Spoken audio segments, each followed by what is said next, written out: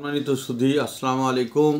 আশা করি আপনারা সবাই ভালো আছেন। আজকের যে বিষয়টা আপনাদের সামনে আমি উপস্থাপন করতেছি সেটাই হচ্ছে হেবা দলিল। হেবা দলিলটা হচ্ছে কি, আপনার বাবা বা মা আপনার বাবা মাকে আপনার ডেকে নিয়ে যা অসুস্থতার কথা বলে, যে অসুস্থ সে, তাকে চিকিৎসা করব, এ করব সে করব, হ্যাঁ তার চিকিৎসা করতে হবে যাতে ছেলে অন্য ভাই বোনেরা বুঝতে না পারে, সেই লক্ষ্যে সে তাকে নিয়ে যা, তার যে প্রপার্টিটা আছে সে প্রপার্টিটা দেখা যাচ্ছে যে আপনার 10 বিঘার মধ্যেই সে 7 বিঘা বা 8 বিঘা সম্পূর্ণটাই লিখে নিয়েছে, কিন্তু তার আরও কিন্তু ওই ছেলে বা মেয়ে আছে। তো এই হেবা দলিলটা করে নিয়ে সে নিজেই প্রতারণা করতেছে বাবার সঙ্গে যোগ সাজস্য করে তাকে জোরপূর্বক তার সাথে একটু সম্পর্ক ভালো করে, তার প্রতি একটু সহানুভূতি দেখিয়ে তাকে আদর সম্মান করে যত্ন করে সেবা করে তার কাছ থেকে যাতে সহসায় আমি জমিনটা হেবা করে নিতে পারি আমার বাবা। তো এই হেবাটা করে নিলেই তো হবে না। হেবাটা করার কারণই হচ্ছে যে লোকে নিয়ে যাচ্ছে তার উদ্দেশ্যই হচ্ছে উদ্দেশ্য প্রণীতভাবে এবং পরিকল্পিতভাবে সে মনে প্রাণে তাকে নিয়ে যা, তার মা বা বাবাকে নিয়ে যা, সে হেবা করে নিচ্ছে। কিন্তু হেবা করে নিলেই তো হবে না, হেবার সিস্টেম আছে। এই দলিলগুলান হচ্ছে বর্তমান তত্ত্বাবধায়ক সরকার যা আছে দেশে, সে দেখতেছে এটা একটা অনিয়ম। তার কারণ অন্য ছেলে মেয়েকে তারা ফাঁকি দিয়ে, অন্য বড় ছেলেই হোক বা ছোটো ছেলেই হোক, দেখা যাচ্ছে যে আমার ছোটো ছেলে আমি দরদ করতেছি, এই করতেছি সে করতেছি করিয়ে তা সে প্রতারণা করতেছে। প্রতারণা করিয়া সমস্ত সম্পত্তিগুলো হয়তো বা লিখে নিচ্ছে, কিন্তু লিখে নিলেই হবে না। এই সমস্ত সম্পত্তিগুলা সরকার অচিরেই মে জুনের মধ্যে 2025 সালের মধ্যেই এগুলা সব অনলাইন করবে না, এগুলা সব বাতিল করে দিয়ে দিবে। কেননা আপনার আরও ছেলে মেয়ে আছে, তারা হয়তো চাকরি বাকরি করতেছে অথবা তারা হয়তো বিদেশে গেছে, একটা ভাই হয়তো বাড়িতে থাকে, সেই হয়তো দেখতেছে আমি এই সময় সুবর্ণ সুযোগ, আমার বাপকে আমি পালতেছি, মাকে একটু দেখাশোনা করতেছি, তাই বলি তো সে সম্পত্তি তার সম্পূর্ণ হেবা করে নিতে পারে না। আর হেবা করে নিলেও এই হেবাটা হয়তো বা টিকবে না। আমি সহজ সরলভাবে আপনাদেরকে বুঝাচ্ছি, সেটা হচ্ছে এই বেশি ভাস ভ্রমণ না দিয়েই আমি সহজ সরলভাবে বুঝাচ্ছি যাতে আপনারা বুঝতে পারেন। তার কারণ নিলেই হবে না, কেননা আরও তার একটি হেপা করে দিতে পারে, তার এক তৃতীয়াংশের একটা করে দিতে পারে, কিন্তু বাকি যদি সম্পূর্ণ নিয়ে থেকে থাকে তাহলে তার আদৌ কোনো দিন টিকবে না। যার কারণেই সরকার এই ব্যবস্থাটা করতেছে যে অন্য ছেলে মেয়েকে ফাঁকি দিয়ে অন্য ছেলে তাকে সব সোজা কথা তাকে মানে চোখে ধুলে দিয়ে বুঝিয়ে হাঁটিয়ে তার কাছ থেকে দলিল করিয়ে নিচ্ছে। কিন্তু এটা তো সম্পূর্ণরূপে আইন শরীয়ত অনুযায়ীও তো একটা কথা অন্যায়। তার আরও ছেলে আছে মেয়ে আছে, কেননা এগুলো আদৌ ঠিক না।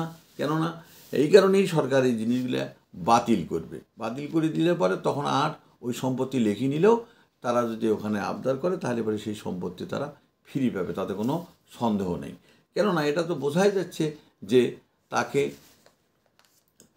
ফুসলাইয়া টুসলাইয়া তারপরে হয়তো বা টিপসই নেওয়া, তারপর বাপ হয়তো একটু অ্যাবনর্মাল আছে, সে লোকটা অসুস্থ, সেই লোকটাকে ডাকি নিয়ে যায়, তার সমস্ত সম্পত্তিগুলো একটা ছেলে তার লিখে নিচ্ছে, আরও তার 2-3টা হয়তো ছেলে আছে, তাকে সেখান থেকে বঞ্চিত করা হচ্ছে। এই বঞ্চিত করাটা তো আদৌ ঠিক না এবং ইসলামী শরীয়ত অনুযায়ীও ঠিক নয়। কেননা হক তো তারও আছে। আজকে আমি নিলাম লেখে, কিন্তু এটা তো জোরপূর্বকভাবে নেওয়া হচ্ছে। হয়তো ভাইরা জানেই না 2-4-5 বছর আগে আমার বাপের সম্পত্তিগুলো লিখে নিয়েছে, পরে প্রকাশ হচ্ছে, আস্তে আস্তে ক্রমান্বয়ে প্রকাশ হচ্ছে। তখন তারা হঠাৎ করে আকাশ থেকে মাটিতে পড়ে যায়। পড়ে যাওয়ার পর দেখা যাচ্ছে আমার বাপের 10 বিঘা সম্পত্তি ছিল, তার 7 বিঘা জমি আমার বড় হয়ে লিখে নিয়েছে, আমার আরও ভাই আছে, আরও বোন আছে। তাহলে বাবাকে হয়তো নিয়ে যা, তার কাছে মানে প্রতারণার শিকার করা হচ্ছে। এটা অর্থাৎ একটা তাকে একটা ব্লাফ দিয়ে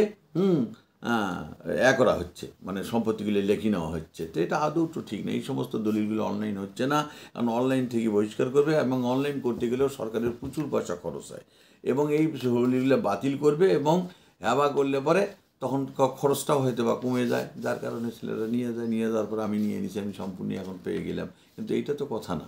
এটা হচ্ছে কি যে সে নিয়ম আছে, 1/3 সে দলিলগুলি দিতে পারে, নচে তার বাকিতে দিতে পারে না। তার জন্য এই সমস্ত দলিলগুলা অনেকেই অনেকভাবে বিভিন্ন জনের কাছ থেকে, মায়ের কাছ থেকে, বাপের কাছ থেকে এইভাবে লিখে নিচ্ছে। নিয়ে সে মনে করতেছে আমি সম্পত্তির মালিক হইলে আমার রেজিস্ট্রি হয়ে গেছে, কারণ এই সম্পত্তি আমার তোমার কিছু নেই। কিন্তু ওই লোকগুলান দেখতেছে যে এটা সম্পূর্ণরূপে প্রতারণা করেছে। তারা নিজেও জানে না যে কবে নাগাদ করেছে। পরে আস্তে আস্তে যখন দেখা যাচ্ছে যে তাদের সম্পত্তি যাচ্ছে, তখন করছে যে এটা সম্পত্তি তো আমি খাচ্ছি, এটা তো আমি কিনে নিচ্ছি বা আমাকে হেবা করে দিয়ে গিয়েছে। কিন্তু এটা যদি সে লোকে যদি হেবা করে দিয়েও যদি চলে যেয়ে থাকে, কিন্তু আইনের বিধান বা পরিপন্থীতে সে জমি পাবে না। কেন 1/3 বেশি এটা নিতে পারে না, যার জন্যেই সরকার ইংল্যান্ড অনলাইন করা করবে না এবং ইংল্যান্ড সব বাতিল করে দিয়ে দেবে। আমি সহজ সরলভাবে আপনাদেরকে বুঝাইলাম এবং আমাদের এই জিনিসগুলো আপনারা যাতে সহজে বুঝতে পারেন এই লক্ষ্যে আমি সহজ সরলভাবে বললাম। আপনারা নিশ্চিত থাকবেন যে এই দলিলগুলো কোনো অবস্থাতে টিকবেন, আপনারা কোনো টেনশন করবেন না। হ্যাঁ, কেন সম্পত্তির মালিক তো আপনারাও থাকবেন, আপনার ছেলে বা মায়ের নামে যদি থেকে থাকে। তার জন্য এই ভিডিওগুলো আপনারা ক্রমান্বয়ে দেখবেন এবং আমাদের হোয়াটসঅ্যাপ নাম্বার দেওয়া থাকলে হোয়াটসঅ্যাপ নাম্বারে আপনারা মেসেজ করে পাঠিয়ে দেবেন এবং পরবর্তীতে আপনারা আরও বিস্তারিত বিষয়ে যদি আমার কাছে প্রশ্ন রাখেন বা জানতে চান আমি সুন্দর ভালোভাবে আপনাদেরকে বুঝাই দিতে পারবো। ইনশাল্লাহ আপনাদের সকলের সুস্বাস্থ্য কামনা করে এবং আপনারা দীর্ঘজীবী হন এই বলে আমি শেষ করছি। আমি শাহ মোহাম্মদ হারুনুর রশিদ।